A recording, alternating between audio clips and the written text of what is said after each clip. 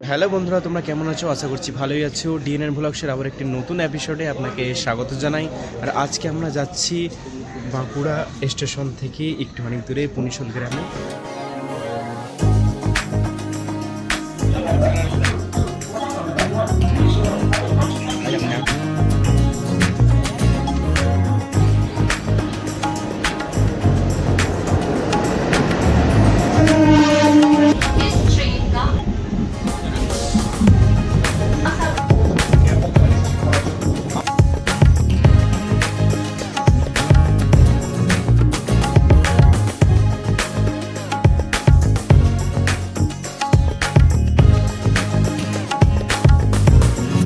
বন্ধুরা, আমরা এখন মশাগ্রাম স্টেশনে নামলাম এবং এখান থেকে আমাদের একটি রুট চেঞ্জ করতে হবে। নতুন একটি যে ট্র্যাক আছে সেখান থেকে আমরা যাব, মানে 2 নম্বরের প্ল্যাটফর্মে আমরা নেমেছি, ওখানে আসবো 1 নম্বর প্ল্যাটফর্মে। তো সেখান থেকে আমরা যাব বাঁকুড়ার উদ্দেশ্যে।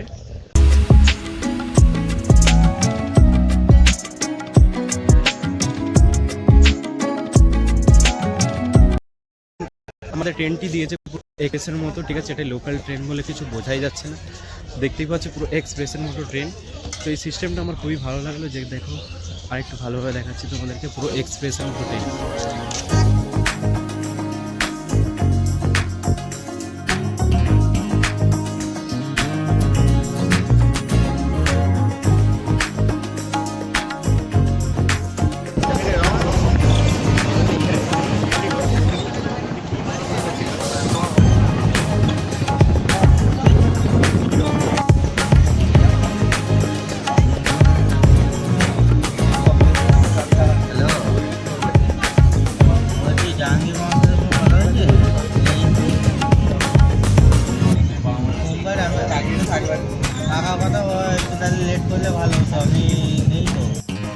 আমরা এখন ট্রেনে পাইনি, বসার জায়গা পাইনি, ওই জন্য নিচে বসে আছি। দেখতে পাচ্ছ নিচে বসে বসে যাচ্ছি, আমরা সবাই মিলে আছি এখানে। তো ট্রেন মানে লোকাল ট্রেন অনেক ভিড় হয়, এক্সপ্রেসে করে আমরা আসেনি, যেহেতু এক্সপ্রেস অনেক রাত্রিবেলাতে ভালো লাগে না। লোকাল ট্রেনে যাচ্ছি, কিন্তু লোকাল ট্রেনে মজা আছে, বেশি মজা আছে, ভালো লাগবে দেখতে। আর বাইরের সিনারিগুলো খুব সুন্দর, তোমাদেরকে দেখাচ্ছি সেগুলো।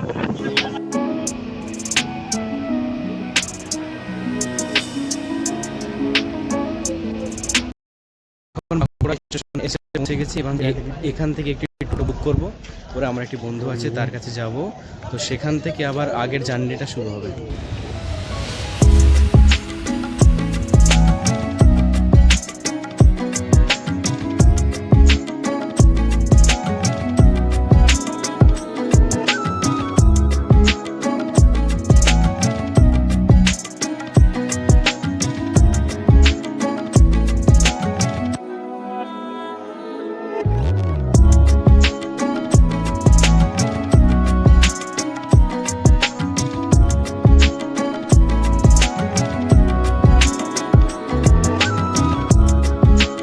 তো আমরা এখন বাঁকুড়া স্টেশন থেকে আবার রওনা দিয়েছি একটি টোটো করে। তো সেই টোটোতে বসে আমরা এখন যাচ্ছি, জায়গাটির নাম হচ্ছে নতুন গ্রাম। তো সেই গ্রামের দিকে আমরা অগ্রসর করছি।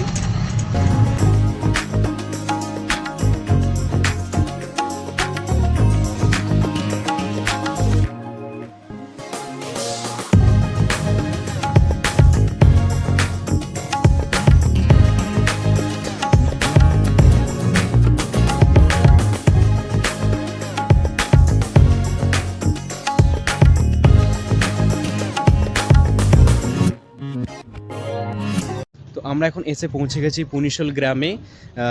এতক্ষণ ধরে ট্রাভেল করছিলাম, ট্রেন, তারপরে টোটো, তারপরে কিন্তু এসে পৌঁছেছি পুনিশল গ্রামে। আর যার সাথে সাক্ষাৎ করার জন্য বলছিলাম, আমার একটি বন্ধু, দেখতে পাচ্ছ হয়তো অনেক আগের দিকে ছিল, মুদাসিম বিল্লাহ। তো কেমন আছো তুমি? আলহামদুলিল্লাহ ভালো আছো তো? বাকি সব খবর ঠিক আছে তো?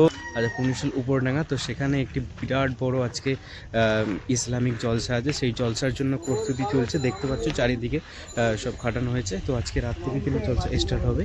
তো রাতের সিনগুলো খুব ভালোভাবে আমি দেখো। ওই পাহাড়কে যদি প্রশ্ন করো, সৃজন করেছে কে তোমাকে, ভাষাহীন এক জবাব পাবে, আমার প্রভু সে যে আল্লাহ মহান। ওই পাহাড়কে যদি প্রশ্ন করো সৃজন করেছে কে তোমাকে, ভাষাহীনা এক জবাব পাবে, আমার প্রভু সে যে আল্লাহ মহান।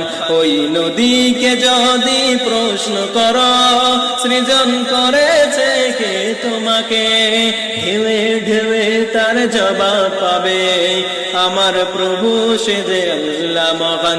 খুঁটি বিহীন। তো বিকালের দিকে আমরা একটু রাঙামাটির দেশে ঘুরে এখানকার যে কালচার আছে সেগুলো আমরা ঘুরে দেখব।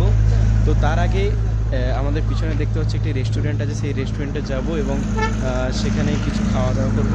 তো চলো আমরা সব বন্ধুরা মিলে একটা রেস্টুরেন্ট দেখেছি, সেই রেস্টুরেন্টের মধ্যে যাওয়া যাক।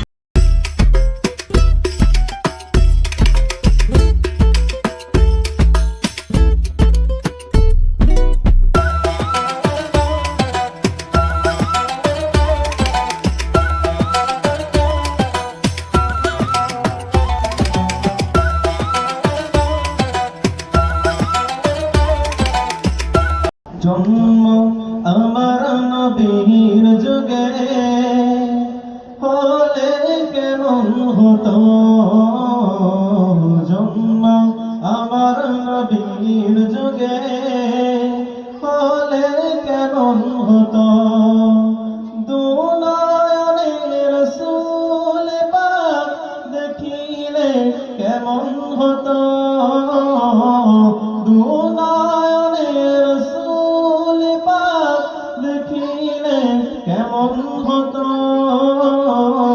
জন্ম আমার নবীর যুগে হলে কেমন হতো, আসতো ভেসে হযরতে বেলালের মধুর আযান, যে আযানে ছিল এমন প্রেম মুগ্ধ রহমান, দয়ার নবীর পিছে নামাজ পড়লে কেমন হতো, দয়ার নবীর পিছে নামাজ পড়লে কেমন হতো, দিনগত আলোচনায় থাকতাম আমি অধম, সামনে রাসূল পাক হতো পাশে সাহাবাগণ, আবু বকর উমর ওসমান আলীর সঙ্গে কেমন হতো, রাসূলের প্রেম মানে আনসার বদরে স্মৃতি আঁকা বুকে সারাক্ষণ, মুদলাশ কবরে রাখিলে লইবেন আপন করে,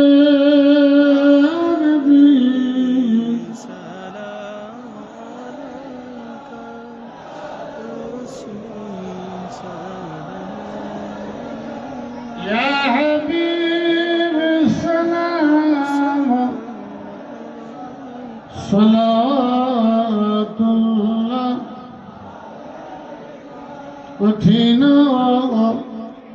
হাসরের দিনে কি আছে মোদের কপাল,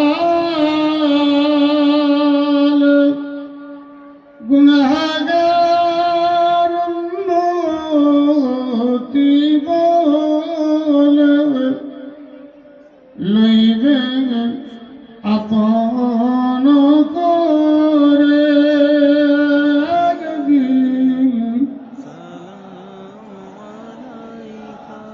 ইয়া রাসূল ইয়া হাবিব সালাম আলাইকা সালাওয়াত